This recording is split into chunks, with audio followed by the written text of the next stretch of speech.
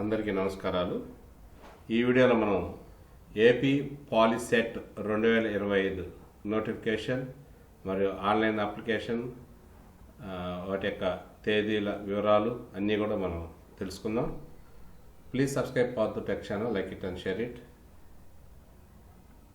ఇక్కడ కొన్ని ముఖ్యమైన తేదీలు మనం గమనించవచ్చు. ఆన్లైన్లో దరఖాస్తుల దాఖలు ప్రారంభం వచ్చేసి మార్చి 12వ తేదీ నుంచి స్టార్ట్ అవుతుంది. ఆన్లైన్ దరఖాస్తులు ఫామ్ దాఖలు చేయడానికి చివరి తేదీ వచ్చేసి ఏప్రిల్ 15వ తేదీ వరకు ఉన్నమాట. ఏప్రిల్ 15వ తేదీ దాకా. నెక్స్ట్ డేట్ ఆఫ్ ఎగ్జామినేషన్ ఏ రోజు కండక్ట్ చేస్తారంటే ఏప్రిల్ 30వ తేదీ కండక్ట్ చేస్తారు. Next tentative date of declaration వచ్చేసి డేట్స్ వచ్చేసి మే 10వ తేదీ. ఇది టెంటేటివ్ కదా, మళ్ళీ మార్చవచ్చు అనమాట. కాబట్టి ఈ డేట్ల వరకు ఈ ఏపీ పాలిసెట్ 2025 డేట్స్ సంబంధించినటువంటి వివరాలు ఇవి. నెక్స్ట్ ఎలిజిబిలిటీ గురించి తెలుసుకుందాం. ఇక్కడ ఇండియన్ అయి ఉండాలి, రాసే వ్యక్తి ఇండియన్ అయి ఉండాలి.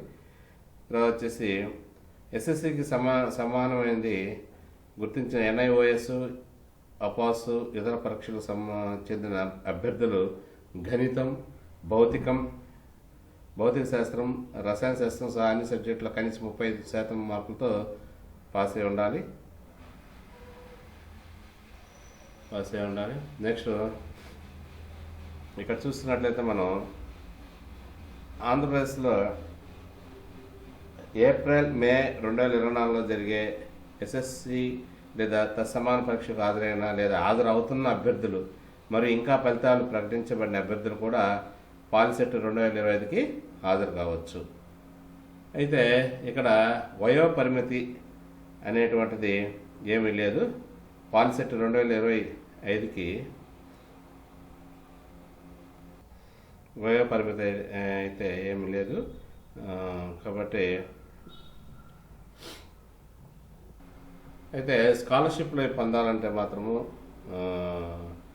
వాటికి మాత్రం ఈ మార్గదర్శకాలు సూచించబడినటువంటి ప్రకారంగా అక్కడ వయసు అనేటువంటిది గరిష్ట అర్హత వయసు అనేటువంటిది నిర్ణయించబడుతుంది.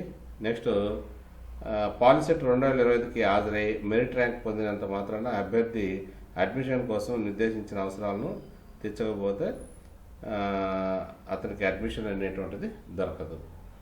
కాబట్టి మనం ఈ విషయాన్ని కూడా గుర్తుపెట్టుకోవాలి. ఇక మనం ఫీజుల విషయానికి వచ్చినట్లయితే అప్లికేషన్ ఫీజు వివరాలు OCBCలకు వచ్చేసి పాలిసెట్ రాసేదానికి 400 రూపాయలు, SC/ST క్యాండిడేట్లకు అయితే 100 రూపాయలు. సో ఈ విధంగా నిర్ణయించబడ్డాయి. కాకపోతే ఇక్కడ పాలిసెట్ ఆన్లైన్ దరఖాస్తు పూరించే విధానం, మార్గదర్శకాల ప్రకారం దరఖాస్తు ఫారం పూరించండి. ఎలా పూరించాలనేటువంటిది మనకి కనిపిస్తుంది. ముందుగా 10వ తరగతి హాల్ టికెట్, పాస్ అయిన సంవత్సరం మరియు పుట్టిన తేదీని ఫిల్ చేయాలి. నెక్స్ట్ వచ్చేసి పాఠశాల రికార్డుల ప్రకారం మీ పేరును ప్రధానికి ఒక అక్షరంతో పూరించండి. మీ పేరులోని భాగాల మధ్య ఖాళీ ఉంచండి. నెక్స్ట్ మీ నాన్న పేరు నింపండి. మీ డేట్ ఆఫ్ బర్త్ నింపండి. తర్వాత వచ్చేసి మీ చిరునామా వివరాలను పూరించండి. ఇంటి నంబరు, గ్రామం, వీధి, మండలం, పట్టణం, నగరం, జిల్లా pin code, mobile number. Next మీరు రిఫర్ ది టేబుల్ పరీక్ష లేదా హెల్ప్లైన్ సెంటర్కి హాజరు కావాలనుకునే స్థలాన్ని పూరించండి. నెక్స్ట్ మీరు ఆంధ్రప్రదేశ్కు చెందిన స్థానికుడు అయిన ప్రాంత కోడ్ను నమోదు చేయండి. మీ reservation category BC or SC or ST నమోదు చేయండి. మీ ప్రత్యేక వర్గం ఏదైనా ఉంటే క్యాప్ కానీ, SP కానీ, PH కానీ, NCC కానీ నమోదు చేయండి. మీ పాఠశాలలో నమోదు చేసిన మైనారిటీ కమ్యూనిటీ వివరాలను హిందూ కాకుండా పూరించండి. నెక్స్ట్ చూసినట్లయితే ఉర్దూ పరీక్షకు హాజరవడానికి మీ రెడీనెస్ తెలియజేయండి. ఉర్దూ మాధ్యమంలో పరీక్ష గుంటూరు మరియు నంద్యాల కేంద్రాల్లో మాత్రమే జరుగుతుంది. ఇవి వెరీ వెరీ ఇంపార్టెంట్. ఉర్దూలో రాసేవాళ్ళు మాత్రం నంద్యాల కానీ లేదా గుంటూరు కానీ హాజరవ్వాలి. నింపిన దరఖాస్తు ఫామ్ను వచ్చేసి 400 ఓసీబీసీ వాళ్ళకి, ఎస్సీ ఎస్టీ వాళ్ళకి అయితే 100 రూపాయలతో చెల్లించాలి, సమర్పించాలి.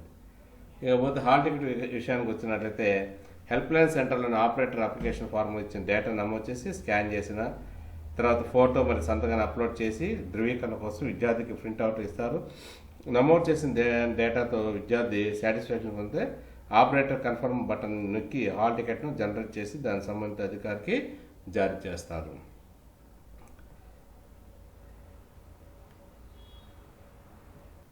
హాల్ టికెట్లో వివరాలు తప్పుగా ఉన్నట్లయితే ఆ అభ్యర్థిని అలో చేయరు. హాల్ టికెట్లో తప్పుడు డేటా మరియు ఫోటో ఉన్న ఏ అభ్యర్థిని పరీక్షకు హాజరు కావడానికి అనుమతించరు. అభ్యర్థికి హాల్ టికెట్ అందకపోతే ఇంటర్నెట్ ద్వారా దాన్ని ఏదైనా హెల్ప్లైన్ సెంటర్లో వ్యక్తిగతంగా సంప్రదించవచ్చు. హాల్ టికెట్ ట్యాంపరింగ్ చేయడం జరిగినట్లయితే వాళ్ళు శిక్షార్హులు అవుతారు. హాల్ టికెట్ కానీ ట్యాంపరింగ్ చేసినట్లు కానీ గుర్తించినట్లయితే వాళ్ళకి తగిన శిక్ష విధించబడుతుంది. ఈ హాల్ టికెట్ అనేటువంటిది చాలా ఇంపార్టెంట్ అయినటువంటిది.